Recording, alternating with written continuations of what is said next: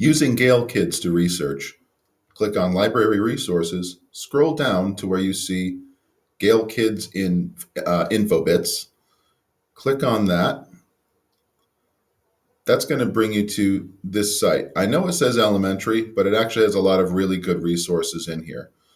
This is an area where you can do an advanced search. You can also just search a certain topic, and you can also identify by topics, by news.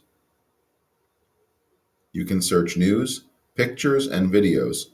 I'm going to search news, and I'm going to type in water crisis.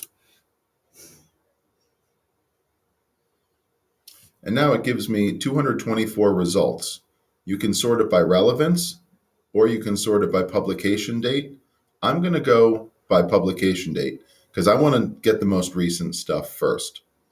So now we have things about drought, California, and why the Great American Lawn is terrible for the West's water crisis.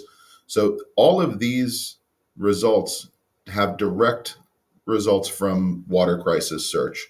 Anything you click on will bring you straight to that article. The sources have been checked, and they're from reliable news sources. So this is a great way to easily search up other articles without using News ELA.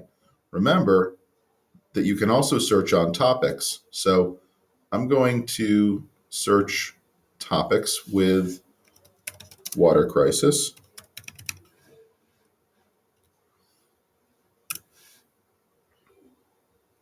This brings you to all content types: book articles, news articles, magazine articles.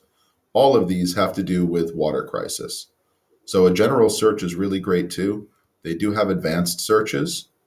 Just like with JSTOR, you can search multiple keywords. You can also use search tips.